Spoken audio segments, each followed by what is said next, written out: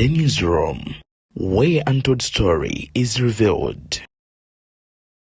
Nti enaku z'omwezi nga 9 omwezi ogw'omukaaga Dr. Besigye bagenda musiba ku muti eggulu bamaze dogwa identifyinga weguli bagukuuma butiribiri kati ogw'omuti gulinze Dr. Besigye bamusibeko emiguwa bamukuba amasasi. Ebyakano Kizza Besigye nkugambye maziga merere sibirungi mukomera gyali wono Lukwago Elias munnamateeka we bambi naye amaanyi gamuwedde mpawate kyakukola nkugambye sibirungi kyokka ate omubaka amanyikiddwa nga Kayemba Solo wono naye avuddeyo ku saidi eno bwategeezezza musajja mukulu Ssaabalamuzi Owiny Dollo wono nno avudde mu mbeera n'alaalika okusiba abo abamwogerako n'okumuwandiikako ku mikutu gya internet. Kaakati n'ebivudde mu kkooti ensukkulumu bibino byonna byenkuleetedde ate mu mboozi eno. Nze Deni akutuusaako ensonga ku Beyond the Newsroom nkusaba n'obuwombeefu bw'ekika ekya waggulu video soko jimpere like bw'ogiwa like bw'ogiwadde muliro ogugitambuza otuuka ku buli sekinoomu ate mu ngeri y'emu nkusaba atannaba subscribinga munywanyi osooka subscribinge ku mukutu guno oleme kusubwa mboozi ennyuvu nga zino zetuteekayo kona mukadde awo okagye mu personalize okasemu all of nenga notification ku buli story yonna gye tugenda mu maaso n'okuteekayo bambi.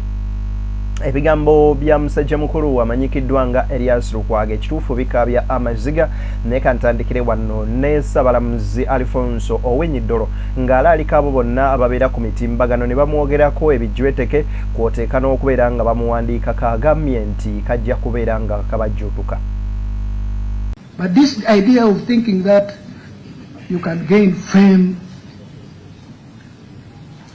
you want to be known, you learn how to write in social media, thinking you are attacking the Chief Justice, you are attacking yourself.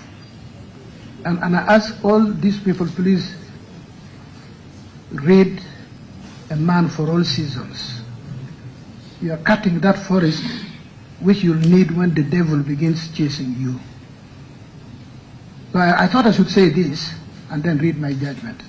But also let me add, Ebuvanjuba nebugwanjuba ewaka wasigala we wasinga. Beyond the Newsroom gwe mukutu ogukuleetera ekyo ekisinga katiranga naffe ng'oyita ku noti 771 4453 68 ne noti 744 26 41 na bino bikulu tetulanga bafere tetulanga basawo ba kinnansi n'abagwa mu koowa eryo mwebale kutuwagira. Thank you. let nobody go fearing that, oh, I have stepped on the foot of the Chief Justice, now he's going to bear ill will against me. No. We as judicial officers, we have taken the type of oath you have not taken. We've taken the oath never to fear,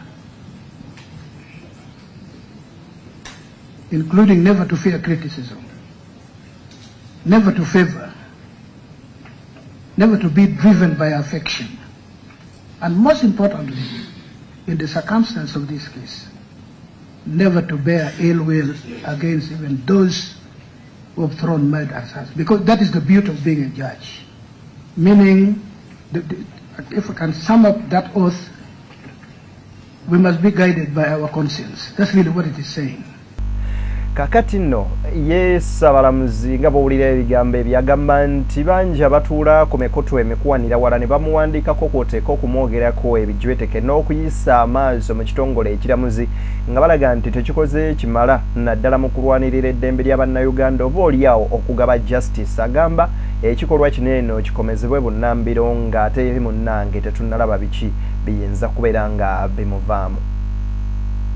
Mu ngeri y'emu omusajja mukulu ono Owiny Dollo agenze mu maaso n'okubeera ng'alagira kkooti y'amagye okubeera nga withdrawing emisango gyonna gye baddewozesa bannansi oba ba civilians abatali bannamagye bageze mu kkooti z'abantu aba bulijjo egende mu maaso n'okubeera nga ze ziwuliriza emisango gino so si bo nga kkooti z'amagye bwe zibadde zikikola. Agamba nti kino kimenyera ddala amateeka era tekiri mu mateeka ga constitution oba ssemateeka w'eggwanga lyattu Uganda. All charges or ongoing criminal trials or pending trials before the courts-martial involving civilians must immediately cease and be transferred. Order. I'm going to chase you out.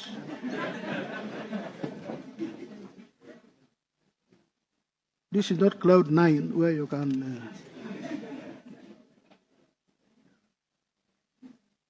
So I said all charges or ongoing criminal trials or pending trials before the courts-martial involving civilians must immediately cease and be transferred to the ordinary courts of law with competent jurisdiction. Three, this judgment, you just note, don't stop this clapping thing.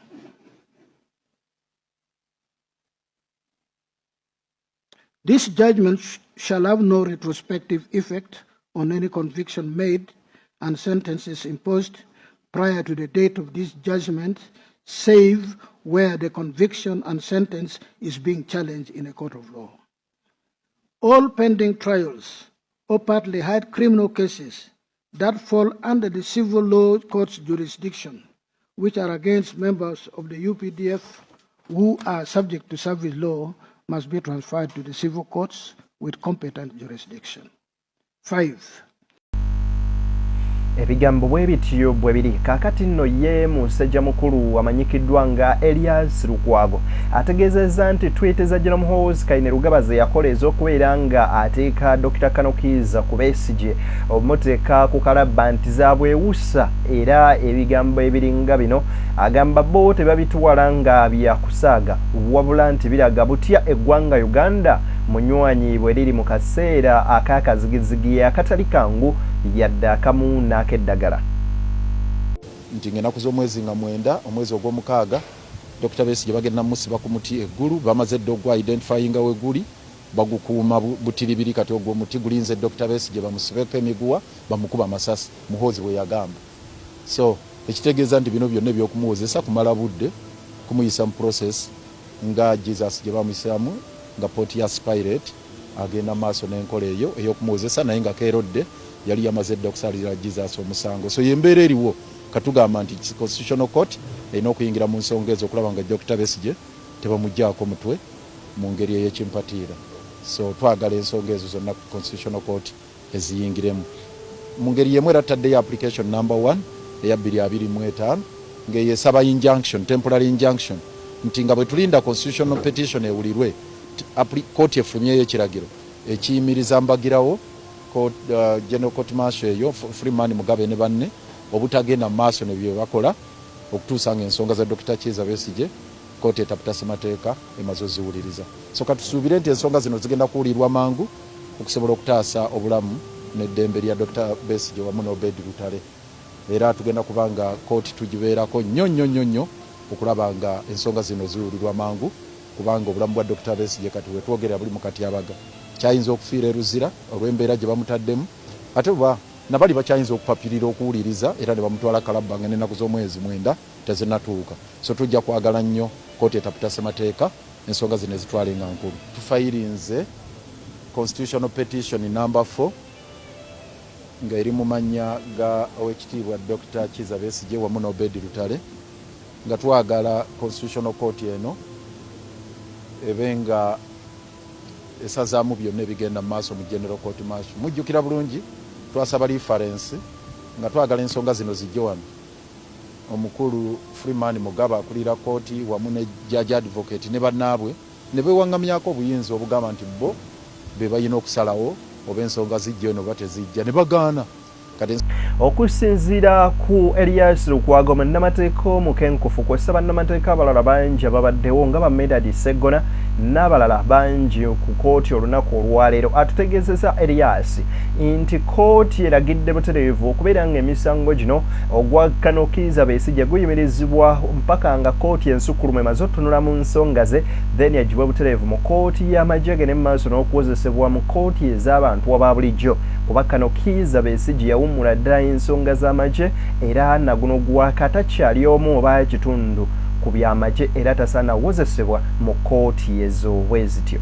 Ensonga zonna ze baagaana okuleeta wano ffe tuzireese butereevu era tuzze nga tusaba nti proceedings ezo zigenda maaso bimenya ssemateeka.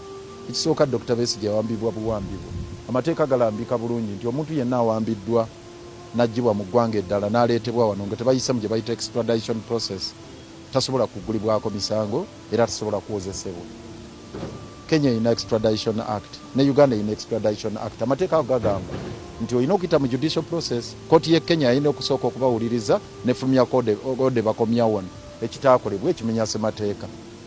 Era ekirala baga nti balina MOU etatwalibwa mu parliament nti MOU memorandum of understanding bwe bawa obuyinza Kenya ne Uganda okwatagana ng'ate amateeka ga extradition gogera ku extradition treaty ate n'ekirala olina okuyita mu judicial process ne MOU teyatwalibwa mu parliament n'ebirala so byonna ebyo byonna bimenya ssemateeka. N'ekyokuba nti bewaŋŋamizaako obuyinza obugamba nti bawuliriza emisango gyonna mu nsi yonna gye gyazzibwa Greece, Switzerland, Kenya, wherever ebyo bimenya ssemateeka. Twagala byonna bisazibwemu era twagala okulaba nga ne bino ebyokuba nti judge advocate ne kooti okuba nti teyeetengeredde eri wansi wa high command. Kakati ebyo nno nga mbitadde ku mabbali omubaka amanyikiddwa nga Kayemba Sola avuddeyo n'ategeeza n'agamba nti bajeti eno egenda mu maaso n'okubeera ng'ereeteddwa ku mmeeza nti mpaawo ki amakulu na kimu kigirimu biruma abantu ba bulijjo oba omuntu wa wansi agamba mulimu bintu byabwe ng'ababaka okwejalabya n'abakungu ba gavumenti eno okubeera nga bageza mbuto zaabwe mwattu ne beerabira abantu ababateeka mu bifo ebyo mwe beeyagalira. Ebigambo bino tubiwulirize bya mubaka Kayemba Sola. Omuntu wa bulijjo era nolaganga sente zigenda okugula yabotina budget erimu okwejalabya kungi notunyira nga badidde bilioni 297 za kufuna byakweyalira nangoye za kwambala kyokka nga abantu babikolera bafuna omusaala ate nga munene basobola okwetuusaako ebintu tulabe nga counties ezisinga teziri mu health centers fo ate sikoma ku ekyo sub counties emwenva temuli yadde health center tunga ya gavumenti Pocho okuza sente ku priorities eziyamba abantu babizizza mu byo donations bilioni 297 biki bali mu kwegabanya kweyagala. Kati omuntu omusona asigala nga abona katafunyemu. Ebigambo ndowooza mubiwulidde ebibadde binyuvu nnyo era kirowoozeeko nga Munnayuganda era obeeko n'ekyojjamu.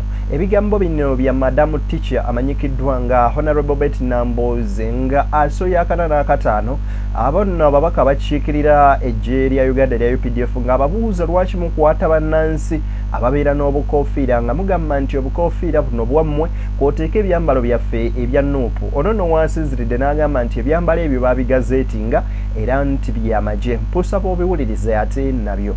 Why do you continue arresting our people dressed in red and parading them before the court martial when the actual fact is that you don't own that color red exclusively? Red beret and thirdly, why is it that people belonging to other political parties have been seen even dressed in your real uniforms and you don't arrest them? Okay. And you have made your point. Why is it that, Mr. Chairman, this country continues to allow importers to import textiles? Now that's a policy. That Minister will have, that's now at policy level. And these clothes are at our shops and they are being sold. I hear you. The other day, if you are noob. Well, Chair, I have already concluded by saying you will give us. Thank you. Make it public. Our gazetted uniform. That is it. Today. Muganda wange eno Uganda ekituufu kiri nti buli kimu kisoboka. Munzikirize baana ba maama wano wennyini wemba nsinziriro bagamba nnyini ggulu oyo ayisa amazzi mu ttaka ne gatalumira eyabamba eggulu okutali mpaji agende mu maaso n'okubeera nga abankuumira nate era tusinkane musigale ng'enkwege zikyabakubira enduulu banywanyi mbagaliza ebyo bye musinga okunjakaliza. Nze Deni, Beyond the Newsroom.